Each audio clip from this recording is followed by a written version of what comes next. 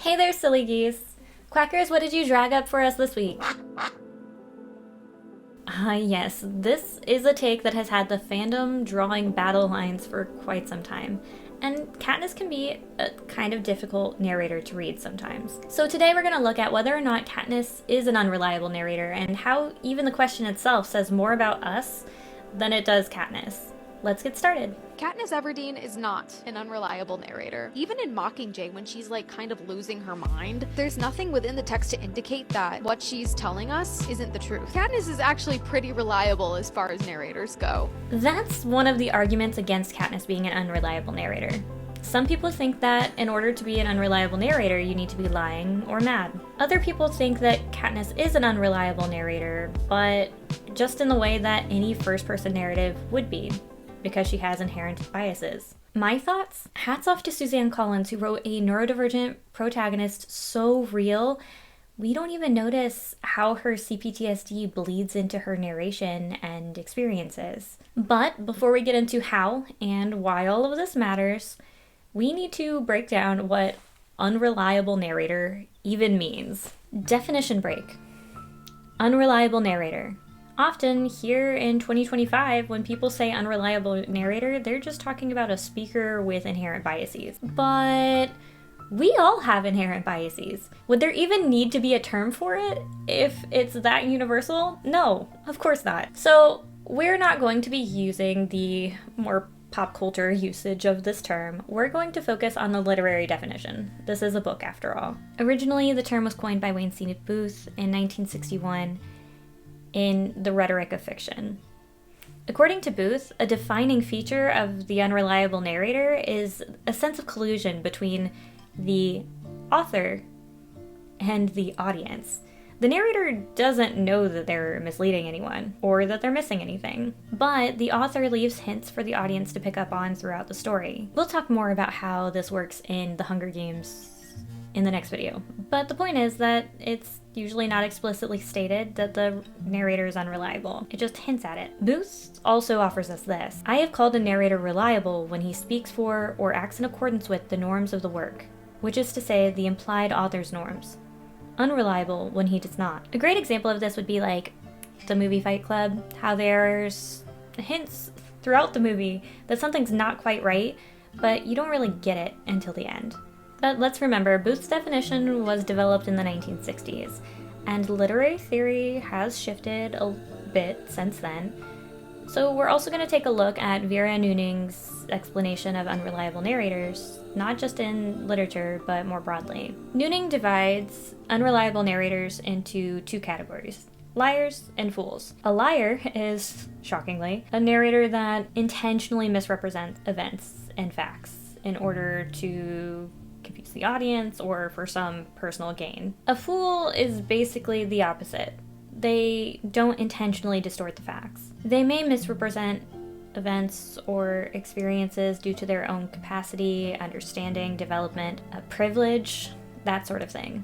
And a quick pause here. Fool in this context does not mean that someone is stupid or foolish even, really. It is one of two categories that are used to categorize what is understood to be an unreliable narrator. You'll notice that it coincides really neatly with the popular usage of unreliable narrator and how people insist that they need to either be lying or mad.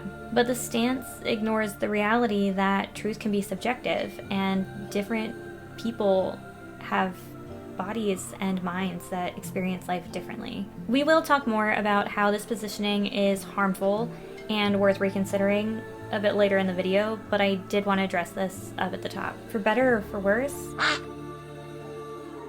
Katniss's struggle to navigate her emotions and her relationships due to trauma places her in the fool category. Let's head to the text so we can see how Katniss is an unreliable narrator per the literary theory definition. Into the text. We're going to look at how Katniss shows the limits of her perception due to her trauma wiring by looking at two themes: Katniss's relationships and Katniss's reactivity. Katniss's relationships. Let's start at the beginning of The Hunger Games. Katniss doesn't think that there are feelings between her and Gale. She doesn't know that she is friends with Madge, and she doesn't see herself as someone that's a valued community member in District 12.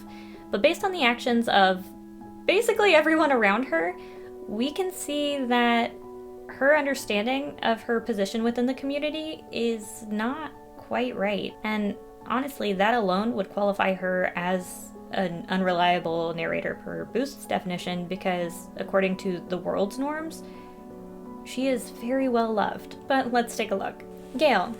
We learn in Mockingjay that Gale has had a crush on Katniss since 6 months before the Reaping for the 74th Games. But at the beginning of the Hunger Games series, she tells us over and over again that there's nothing romantic between them. There's never been anything romantic between Gale and me. She even notes, Gale says I never smile except in the woods. And while yes, the freedom of being out in the woods does bring her a lot of joy, let's really think about that comment coming from Gale and his perspective as an 18-year-old boy who has a crush on a 16-year-old girl who he only sees smile when they're out in the woods together, when they're alone.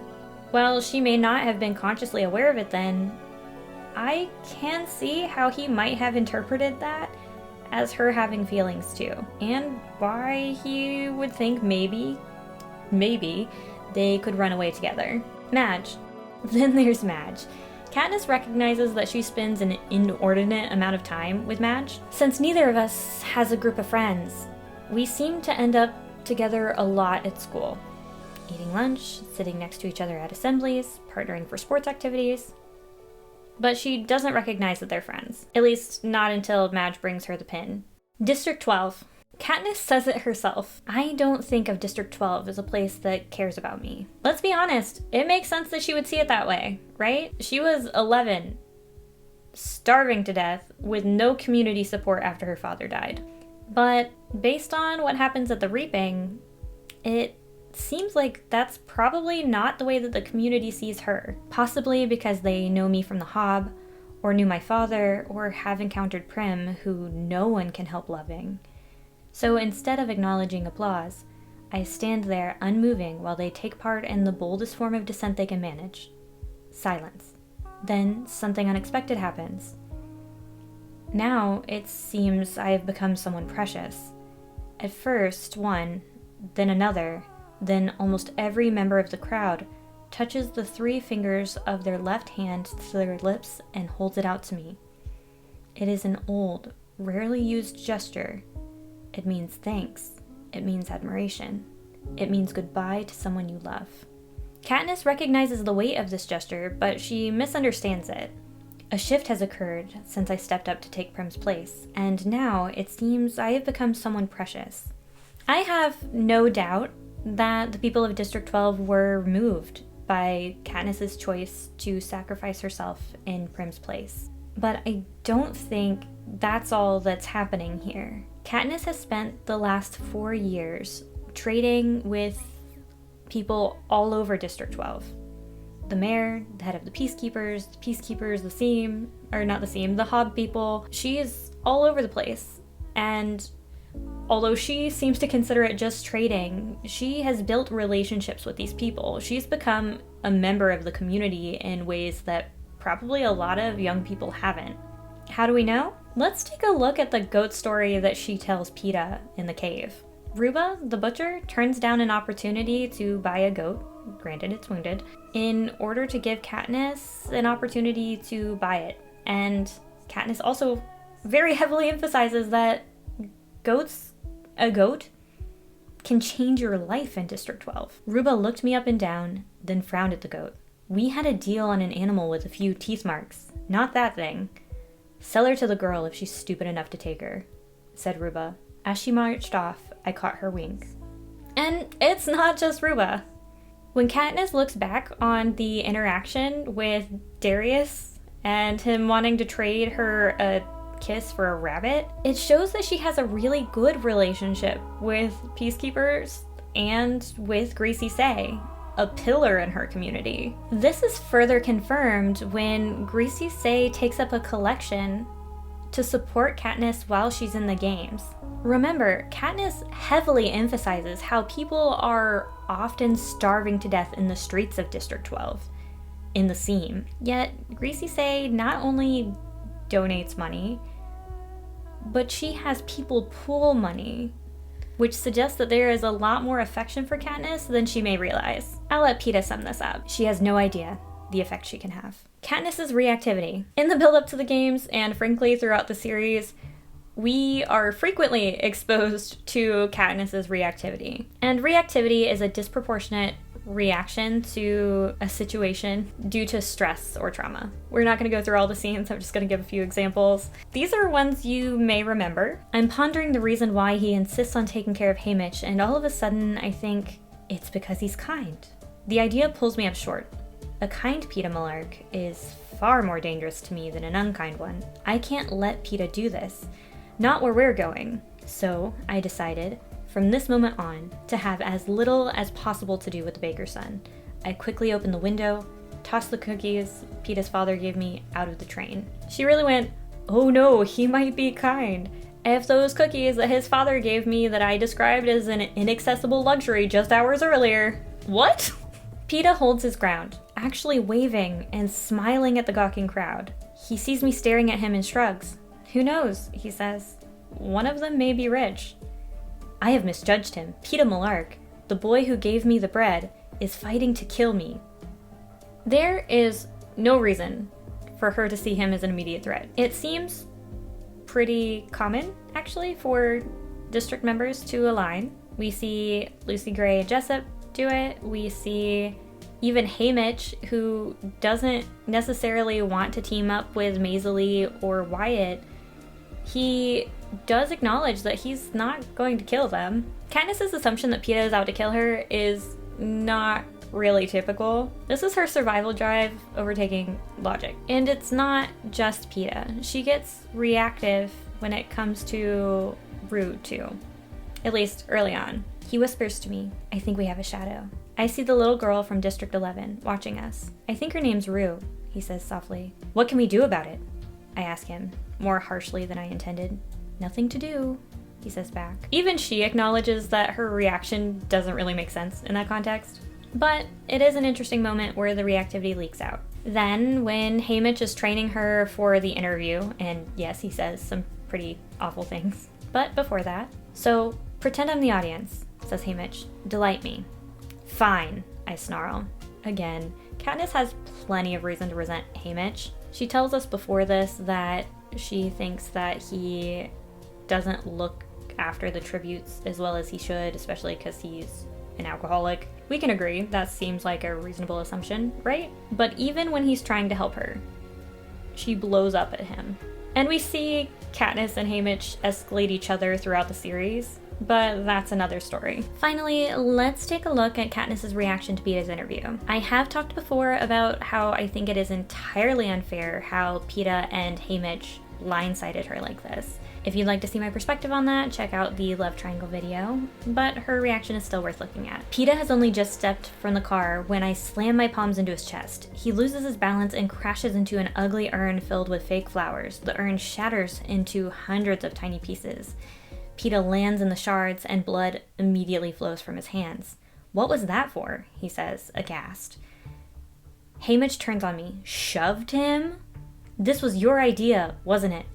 Turning me into some kind of fool in front of the entire country, I answer. Again, she had more than enough reason to be upset. I'm not denying that. What I am saying is that she knew that it was illegal to harm another tribute. And there were other ways to go about this. So her feelings were valid, but the way she reacted, not so much. Let's get back to what this actually means for her narration though, shall we? Katniss's narration.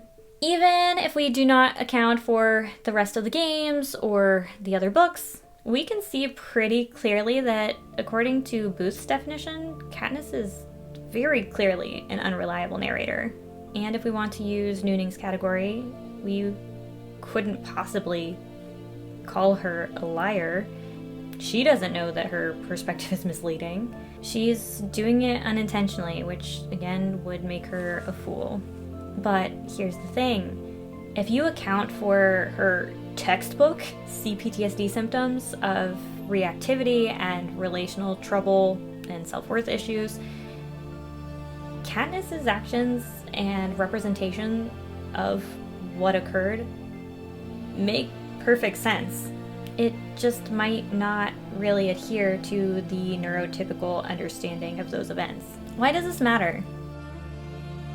So let's get down to the messiness that makes this conversation uncomfortable and confusing. The term unreliable narrator was coined in 1961, and Booth explicitly defines the term by whether or not the narrator speaks and or acts in accordance with the norms of their world. Now, here we are in 2025, or whenever it is when you're watching this, and we know that there are people whose brains and bodies simply do not adhere to those norms. And here's where things start to slip. Inside literary theory, the term unreliable is a neutral structural term to help us understand a device that's being used in a narrative. Outside of literary theory, it's easy to hear the word unreliable and think of it the way that we use it in the real world, to mean untrustworthy, or to mean that you can't believe what they say. And when those two meanings get collapsed, we end up in a pretty uncomfortable place. Because if narrators who don't perceive the world in a typical way are unreliable, then the implication becomes that people who don't see the world in a typical way are unreliable. And this assumption can have real-world consequences.